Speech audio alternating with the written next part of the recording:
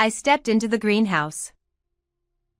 The moment I did, I was too shocked to speak. What was inside wasn't a farm.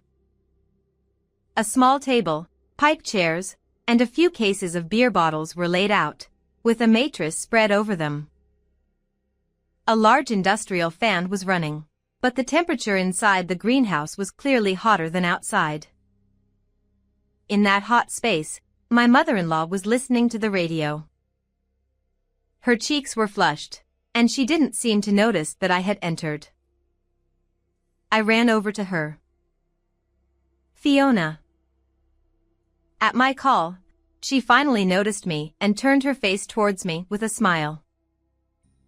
But she couldn't speak, only moving her mouth without sound. This was bad. I took her out of the greenhouse. Sitting her in the garage, I ran to the nearby vending machine. I just needed to get her something to drink. I rushed back to her with a cold sports drink. She drank it eagerly, like a child gulping down juice. Watching her, I couldn't help but cry. Once she looked a bit better, I spoke up. "I can't stand this anymore. Please come to our house right now. I'll go get the car." Just as I was about to leave to fetch the car, she grabbed my shirt and said something. "Fiona?" Looking into her eyes, I asked what it was. In a small voice, she said, "I appreciate it, but it's impossible. We're practically strangers now." Her face was expressionless, as if she had given up on everything. "What do you mean?" It was a day of gentle, quiet rain. My husband, Matt, and I were talking with our heads close together. "Maybe we should take turns checking on her, like Quinn suggested." He sighed deeply. We were talking about Fiona, my mother-in-law.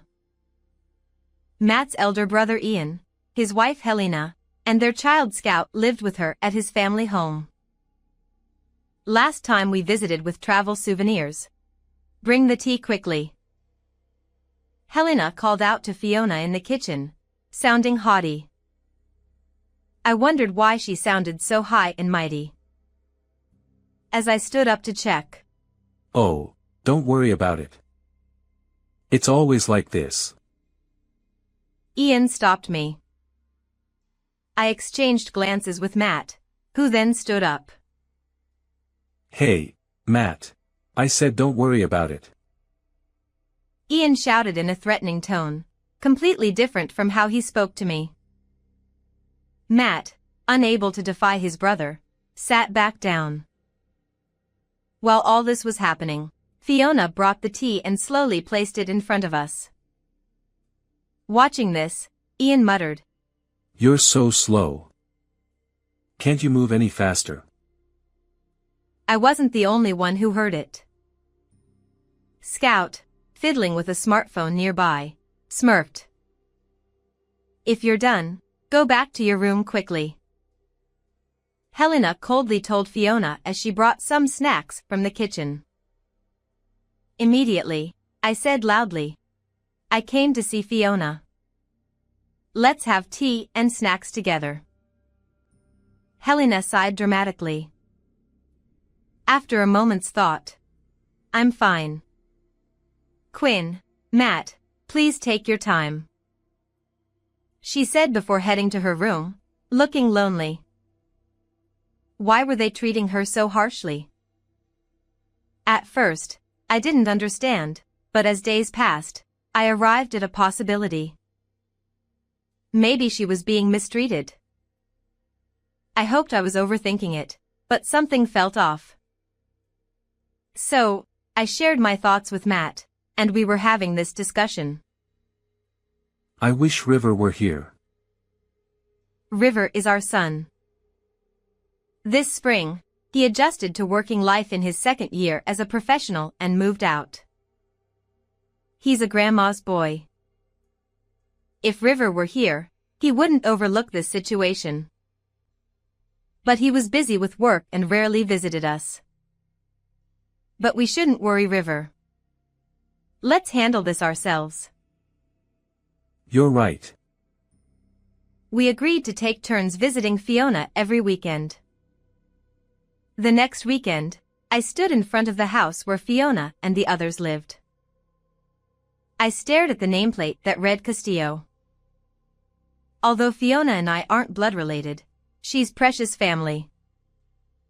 Matt is the second son, but I've tried to act in a way that honors being a part of the Castillo family. And yet, though I didn't have concrete proof Fiona was being mistreated, I clenched my fists unconsciously.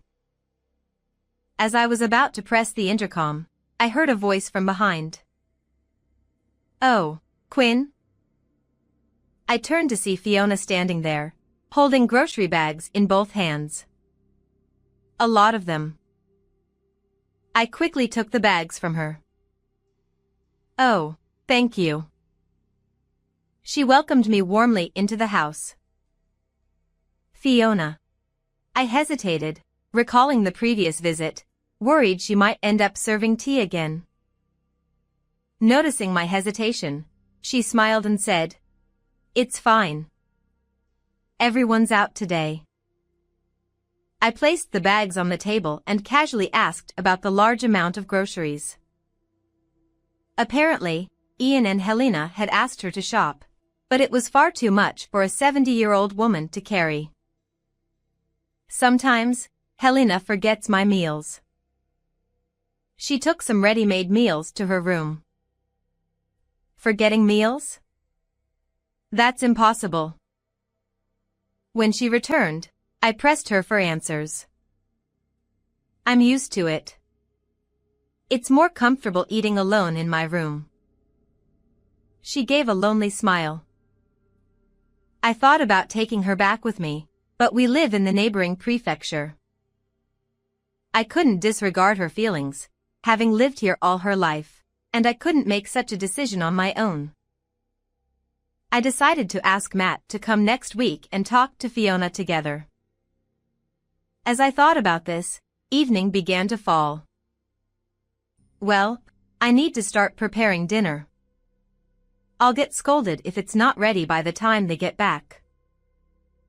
I understood she was indirectly asking me to leave. Sorry. I apologized for not being able to help and for taking up her time, then headed home. When I got home, I reported today's events to Matt. We can't jump to conclusions about Ian and Helena's behavior based only on Mom's words. I was disappointed by his ambiguous response, but it was true that I hadn't seen Ian and Helena's behavior today. Matt was scheduled to visit next weekend, and I decided to accompany him. "I'll go with you next week. If they mistreat her even a little, I want to bring Fiona here." I looked at Matt intently. All right. If you think so, we'll talk to Ian on the spot. Conceding to my pressure, Matt quickly finished his meal and started watching TV in the living room. He knew that saying anything unnecessary would lead to trouble for himself. "Honestly, you're only sensitive about things like this," I muttered as I watched his back while he watched the baseball game. The next weekend came. I planned to go with Matt to see Fiona, but a problem arose at work. I was stuck dealing with it, so I ended up leaving it to Matt alone. "Make sure you handle this properly." Before leaving for work on my day off, I urged Matt, but I still felt uneasy. "Would it be okay? I'm really sorry for making you work on your day off. I can handle the rest alone." Noticing my restlessness, the colleague who caused the trouble spoke up. It was past 3 p.m. Going home now would only make me more anxious. "I'm sorry for making you worry. Let's finish up together." I wanted to focus on work now. Relieved, my colleague bowed her head. After finishing the task together, I returned home to find Matt waiting with dinner prepared. "How did it go?" I asked as soon as I saw Matt. Let's talk over dinner. He began heating up the soup.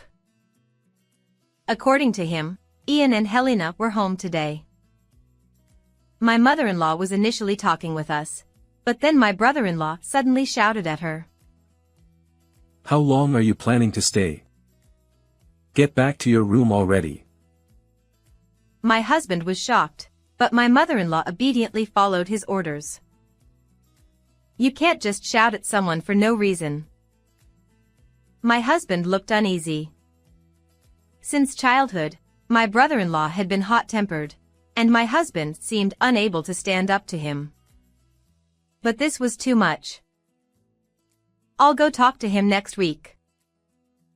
As I stood up, unable to contain myself, my husband said something unbelievable. Next week isn't good for me. It was my turn to go next week, so I didn't need my husband to accompany me. I'll go alone. If my husband couldn't confront his brother, I would talk to him directly. Even my brother-in-law would have some reservations with me. But my husband was indecisive. I'm not feeling well either. Please, don't rush in alone. This was the first I heard of him feeling unwell. I stared into his eyes, but he quickly looked away.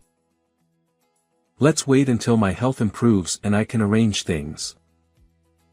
He mumbled and quickly finished his meal before heading to the bath. What was going on? His own mother was being mistreated. But there might be complexities in the sibling or parent-child relationships that I didn't understand. If I intervened rashly, it might make things worse for my mother-in-law. So, with a feeling of unease, I decided to wait until my husband's health improved. A month later, I decided to take a longer summer holiday using my paid leave. Since that day, things had been awkward between my husband and me. I called my mother-in-law several times, and she reassured me that she was fine, but I couldn't help worrying. On the first day of the holiday, I confirmed that my husband had left for work and got into my car. It should be okay if I just check from the outside. Throughout the month, I couldn't stop thinking about my mother-in-law. I decided not to meet her face to face but to drive by her house to see how things were. With that in mind, I set off. 2 hours later, I arrived at a supermarket near my in-laws' house and decided to walk from there. The August sun was scorching, and sweat quickly covered my body. Although this rural area was cooler than the city, it was still hot. By the time I reached my in-laws' house, I was exhausted. I should have bought a drink at the supermarket. I decided to tell them I happened to be nearby and asked to be let in, worrying more about my own condition. I rang the doorbell, but there was no response. Maybe they were out? I went to check if my brother-in-law's car was in the garage at the back of the house. There was a field behind the house, so it was possible my mother-in-law or Helena were working there. The garage was empty, and my brother-in-law's car wasn't there. But something else caught my eye. Has this greenhouse always been this clean? The greenhouse next to the garage, which had been unused and tattered, seemed to have new plastic covering it. I peered inside and saw a figure. My mother-in-law or Helena must be inside. I found the entrance and stepped into the greenhouse. I was speechless at what I saw. Inside was not a field but a small table, folding chairs, crates of beer bottles, and a mattress.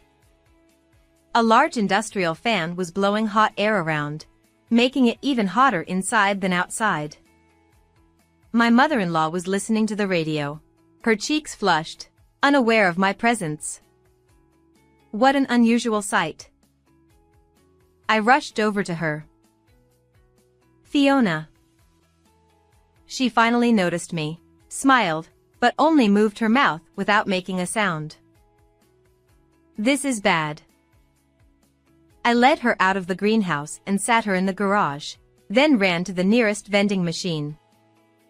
My thirst didn't matter. I needed to get her something to drink. Panting, I returned with a cold sports drink and gave it to her. She gulped it down like a child drinking juice. Watching her, tears welled up in my eyes. This was abuse. As her color improved, I spoke. I can't take this anymore. She looked at me blankly. Come stay with us. I'll bring the car around. Ignoring her response, I started towards the car when she tugged at my shirt. Fiona? Bending down to her level, I asked what she wanted to say. I appreciate it, but I can't. What did she mean by can't? She continued. We're no longer family. Her expression was one of complete resignation. What do you mean? At that moment, a loud horn blared. Turning towards the sound, I saw a car with its headlights on high beam, even though it wasn't night. I helped my mother-in-law move out of the way as the car reversed aggressively into the garage. I'm sorry. I tried to apologize to my brother-in-law for being in the way, but he cut me off with a shout. Trespassing. I knew entering the property without permission was wrong, but this was excessive. My mother-in-law's life had been in danger. Wait a minute. I shouted back, matching his volume. I shouldn't have entered without permission, but don't call me a criminal. Helena started laughing, and Scout was playing with his phone, seemingly uninterested. Did you hear that? She admitted it. This thief. This was outrageous. Calling me a thief is too much. I argued back, but it was futile. My brother-in-law instructed Helena to call the police. Well, since she used to be family, if she leaves now, we can overlook it this time. I reacted to Helena's words. Used to be family? Her earlier comment about being strangers nagged at me. What do you mean? I pressed Helena for an explanation. Didn't you know? You're already divorced.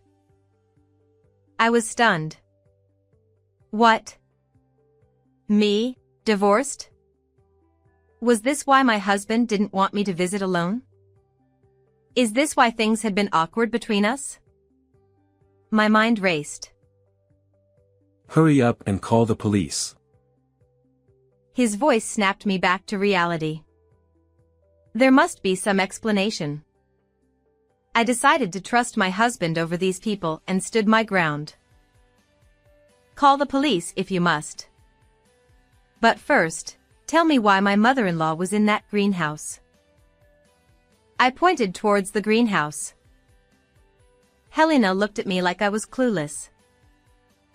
She smells like old people. It's disgusting. What? I couldn't comprehend their reason. They had banished her to the greenhouse because of her smell? This family's lack of basic decency was appalling. The brother shouting for the police, the woman treating people like objects, and the indifferent child. It was too much. You can't stay here. Come with me now. I took her hand, and pain shot through my arm. My brother-in-law had hit me. You're just after money. Thief.